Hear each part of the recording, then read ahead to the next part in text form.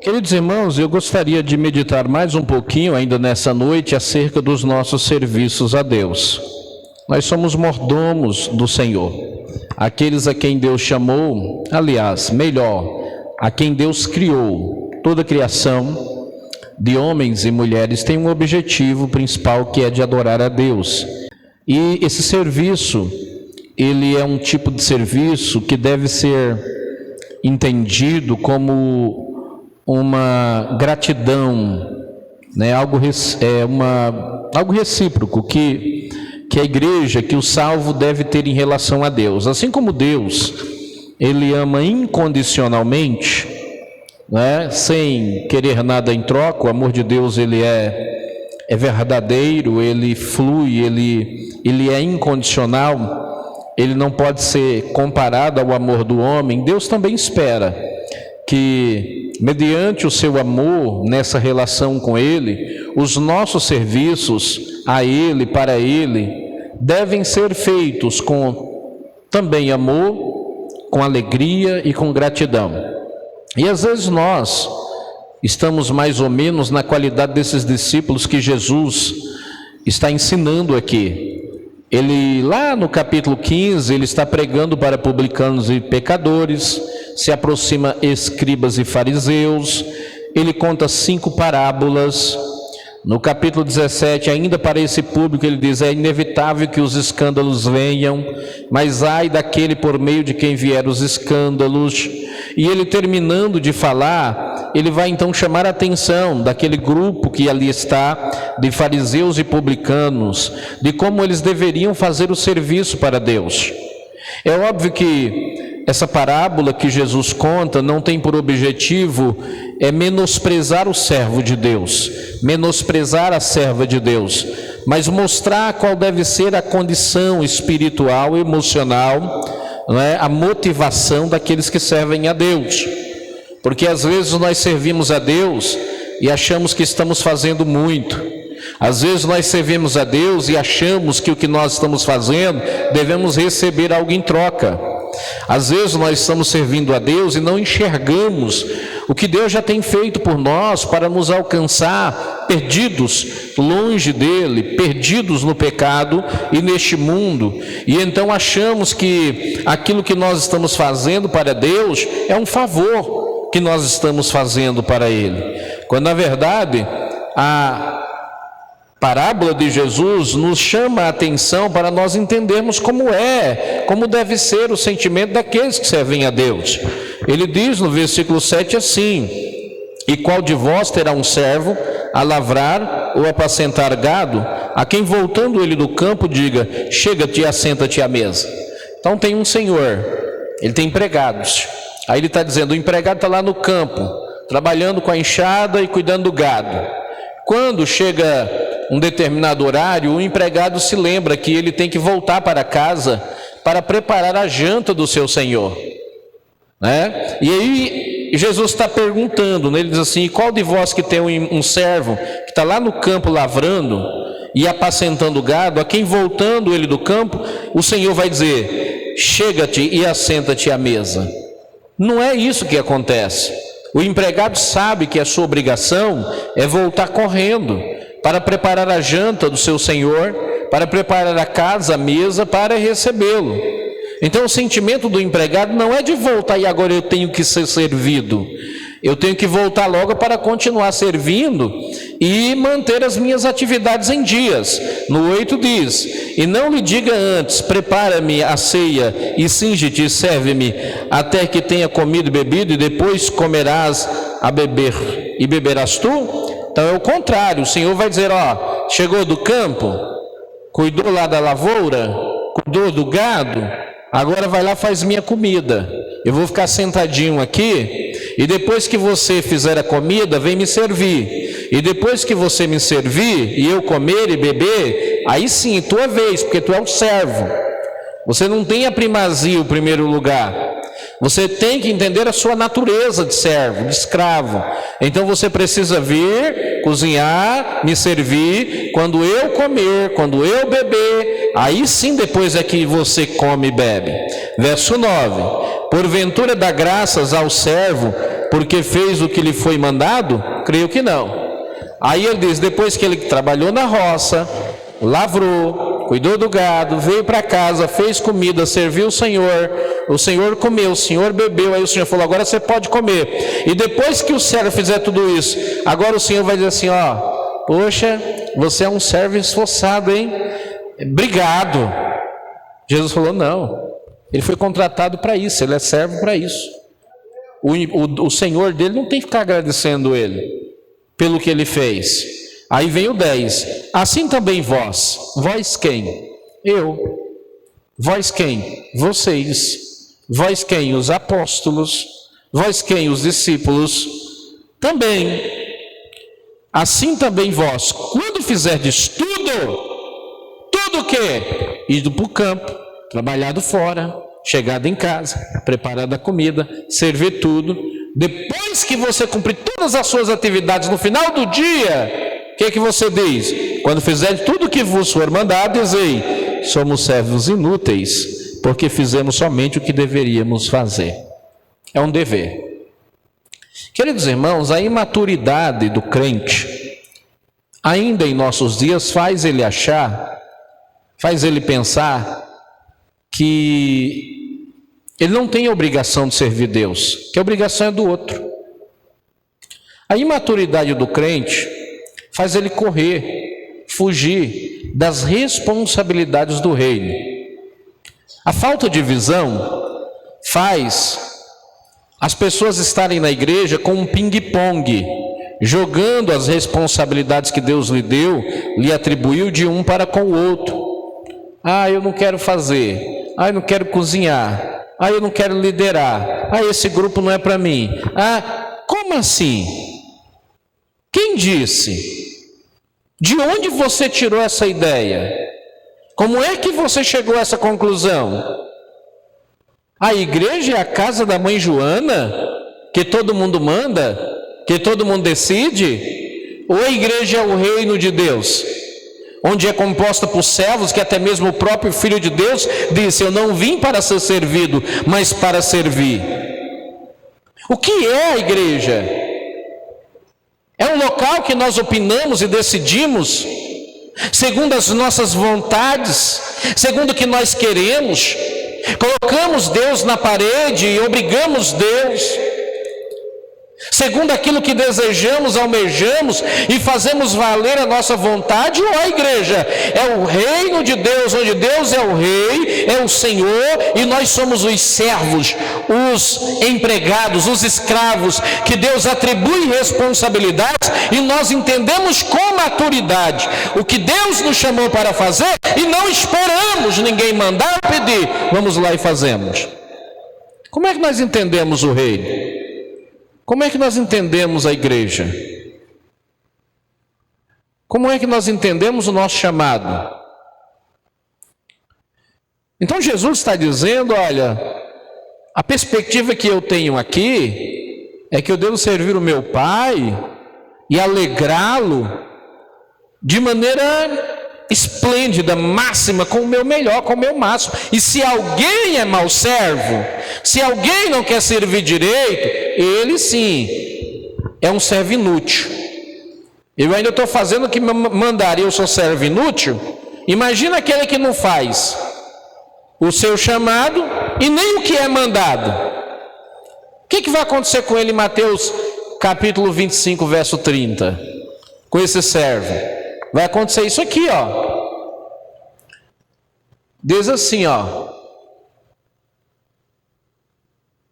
Lançai, pois, o servo inútil nas trevas exteriores. Ali haverá pranto e ranger de dentes. Irmãos, isso é sério. Esse grupo de pessoas que estão dentro da igreja brigando para fazer a obra, arrumando obstáculo para fazer a obra, renunciando o dom, recuando no chamado, eles são sérios candidatos a ouvirem isso nesse dia.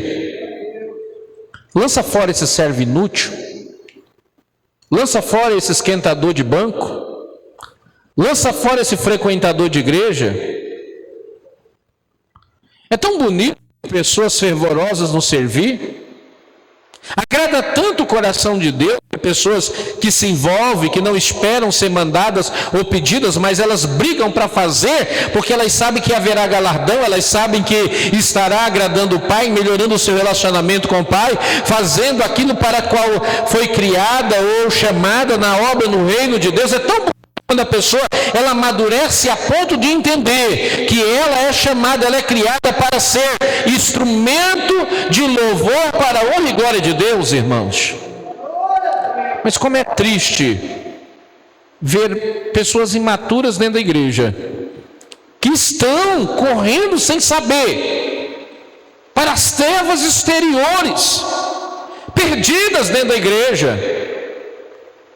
Pessoas que não entenderam o que é o ministério, o chamado serviço, e se elas entenderem, elas não serão frias, elas não serão mornas, elas não brigarão para não fazer, elas vão brigar para fazer, elas vão se envolver, elas vão se doar, elas vão se derramar como sacrifício de oferta de libação, que é derramar o seu sangue crente em favor do reino e da obra de Deus. Nós estamos observando coisas vergonhosas. A palavra do Senhor nos ensina a servir. No livro de Filipenses, capítulo de número 2, versículo de número 14, diz assim, olha que interessante: fazei todas as coisas sem murmurações e sem contenda. Irmão, por favor, murmurador, esquece, não põe a mão em nada na igreja para fazer. Pelo amor de Deus, caminhe para as suas trevas exteriores e perdição eterna sozinho. Se for para fazer murmurando e reclamando e não por amor, não põe a mão. O Criador não quer, Ele não aceita. Isso não é servo de Deus, isso não é serva de Deus. Isso é mercenário. Se eu tiver que pagar para alguém fazer alguma coisa na igreja, nem eu que sou pastor tenho direito de receber salário. Não cobro, não recebo. Ah não, irmãos, hoje eu não vou pregar não, vou contratar um pregador ali. Hoje eu vou ficar ali na porta sentado, aí eu vou contratar aqui o vizinho. O senhor pode pregar para nós, eu te dou R$100. R$100 é melhor do que pintar. Ele vai vir aqui e vai pregar o que der na telha dele. Vocês aceitam isso? É correto isso? Para que servo se nós podemos pagar? Para que servo se nós podemos contratar profissionais? Para que adorador se nós podemos contratar cantores? Para que pregadores se nós podemos contratar mercenários? Para que empregados no reino para zelar e diáconos para cuidarem da obra de Deus e daquilo que é a organização da igreja, se nós podemos contratar ali fora? Isso é uma mente pobre, de gente que não tem Deus, de gente que não entendeu o reino, de gente que não tem o que fazer da vida, que não compreendeu nada do que é ser servo, do que é ser chamado, do que é trabalhar por amor, do que é ser açoitado e preso como Pedro e João, e sair dando risada dizendo: Senhor, que alegria nós somos dignos de apanharmos e sermos presos por causa do teu nome. Há uma grande diferença em nossos dias de igreja e servir a Deus e o que nós estamos observando. Sabe, querido, servir a Deus é um privilégio, não é algo ruim. Servir a Deus é algo grandioso. Participar do reino é algo esplêndido. O que Paulo diz? Vamos para Filipenses capítulo 2, 22. 2:22, diz assim, mas bem sabeis qual foi a sua experiência, Epáfras, que ele está falando, Epafrodito, e que serviu comigo no Evangelho, como filho ao Pai. Sabe, de vez em quando, não só Jesus falava assim: eu não chamo vocês mais de amigo, de servos, vocês evoluíram mais no serviço, vocês são amigos. que eu estou revelando coisas grandes para vocês. Eu não os chamo mais de servos, vocês evoluíram mais do que servos. Vocês não estão ainda no servo, vocês passaram, mas de amigos. E Jesus reconhecia, como diz em 1 Tessalonicenses 5,12, reconheçam os que trabalham entre vós. E quando você olha para Paulo, você vê Paulo reconhecendo os esforços dos irmãos empenhados, esforços dos irmãos que trabalham, esforços dos irmãos que vestem a camisa, esforço dos irmãos que entenderam a sua missão de servo. Então Paulo está dizendo que aqui, né, em Filipenses 2:22, mas bem sabeis qual a sua experiência e que serviu comigo no evangelho como filho ao Pai. O Epafrodito era um companheiro tão íntimo de Paulo no serviço que Paulo diz assim, ele parecia um filho que quando o pai chega em casa ele corre, pega a sandália para o pai, pega a toalha para o pai, coloca no banheiro, enquanto o pai toma banho, um filho, uma filha, corre na cozinha, esquenta a comida, pai, você quer comer o que hoje? Isso, aquilo, era tão dedicado o esforço de Epafrodito, que Paulo reconhece nele um serviço de filho, um filho judeu que se comportava assim. Hoje o pai chega em casa, o filho está no WhatsApp, a mãe não ensina, porque também está no WhatsApp, não ensina a servir o pai de pequeno para que ela sirva o marido no futuro.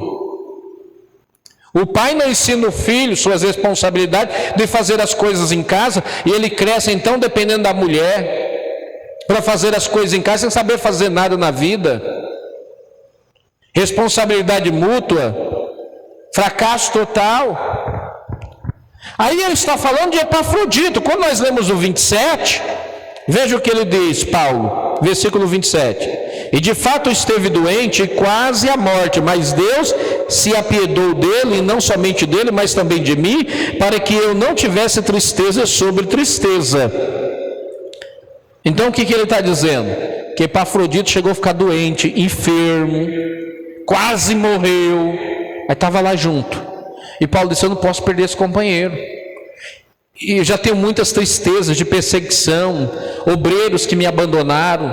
Quando eu fiz a minha defesa, todos me abandonaram. Passei por momentos difíceis, só ele me assistiu de perto do Senhor. Agora perder os companheiros fiéis de guerra, de batalha, não. Aí o 28 diz, por isso vos enviei mais depressa, para que, vendo outra vez, vos regozijeis e eu tenha menos tristezas. Recebei-o, pois, no Senhor com todo gozo, e tende-o em honra, porque pelas obras de Cristo chegou também bem próximo da morte, não fazendo caso da vida, para suprir para comigo a falta do vosso serviço. Que obreiro, irmão! Que companheiro, que servo, quase morreu, não teve a vida por preciosa servindo a Deus, sabe? Paulo tinha orgulho de trabalhar ao lado dele. Você já assistiu aqueles filmes do faroeste? O camarada chega num cavalo, tinha uns revólver na cintura, aí chega ele mais dois, já enfrentaram muita luta. Quando chega na cidade, tem lá uns 20 de rifle, de revólver esperando ele entrar. Aí ele olha para o companheiro e diz assim, nós vamos correr não, nós vamos enfrentar, é bala para todo canto. E aí um olha para o outro e diz assim, companheiro, foi uma honra lutar ao seu lado. O outro diz, foi uma honra também. E eles partem para cima e entram e morrem juntos, mas não recua, não desiste. Era esse companheiro que Paulo tinha. Ainda existem pessoas assim, pessoas que estão com você porque daí vier. Pessoas que estão na igreja, entendem a necessidade, entendem a luta, entendem a prova, e elas estão juntos. Elas sentem a tristeza, a dor do outro, eles vamos animar, vamos encorajar, vamos somar, vamos ajudar. São pessoas que olham assim, são muitos os inimigos, mas é uma honra servir ao teu lado, que é uma pessoa de fé, de coragem, que não mede esforço, que não tem distância, que não tem preguiça, que não tem dificuldade, estar junto porque deve vir. Era assim os companheiros de Paulo. Era dessa forma. E você acha que era só homem? Lê comigo Filipenses 4:3. Filipenses 4:3 diz assim, ó: E peço-te também a ti, meu verdadeiro companheiro, que ajudes essas mulheres que trabalharam comigo no Evangelho, e com Clemente, e com os outros cooperadores cujos nomes estão no livro da vida. Mulheres estavam ali agarradas, juntinhas, suando, mas não recuavam. Serviam junto com Jesus, capítulo 8 de Lucas, serviam junto com Paulo, se destacavam, eram para frente. Às vezes a gente com pouca mão de obra, com pouca irmã, a gente fica admirado. Tem uma festa, uma irmã para um lado limpa a igreja, a outra arrumando a igreja, a outra enfeitando a igreja, a outra organizando entrada, organizando saída, noiva, comida, não sei o que. São pessoas que não ficam olhando o barco andar, coisa acontecer. Parasitas espirituais que são piores do que servos inúteis, que só faz se mandar. E você que faz, não se doa com preguiçoso. Não tem inveja de quem vive a dormir até meio-dia e não faz nada da vida. Não baixe o seu padrão, não baixe o seu nível. Continue levantando 4 horas, continue dando duro. Continue fazendo o seu melhor, o seu máximo. O máximo que pode acontecer é a pessoa que não faz, com inveja, tentar te perseguir, te barrar. Por quê? Porque você tem luz, você tem brilho, você manifesta a vida de Cristo, o Espírito de Deus. A igreja precisa do seu serviço, a igreja precisa dos seus trabalhos. Satanás quer impedir, mas você tem que avançar. Nós precisamos progredir. Paulo reconhece Timóteo, elogia ele como meu filho amado. Paulo reconhece João Marcos quando está preso, ele: Marco me é útil. Ele pede misericórdia a Neozéforo, que também estava enfermo e tendo dificuldades. Paulo está sempre ali fazendo os seus reconhecimentos. Então nós precisamos reconhecer, irmãos, e a congregação do Eterno, ela tem pessoas de valor, pessoas que quando você menos espera a coisa está feita, quando você menos espera ela entendeu o seu chamado, ela entendeu sua função, ela não espera o pastor fazer, ela não deixa nem o pastor fazer o que é responsabilidade dela. Por quê? Porque é um servo, uma serva de Deus. Amém? Convidar o irmão e a irmã para louvar o Senhor. Nós vamos lavar as mãos, as horas já foram. Passei 5 minutos dos 15 que faltou para a gente poder entregar a ceia e terminar às 9. Amém? Que Deus abençoe os irmãos em nome de Yeshua.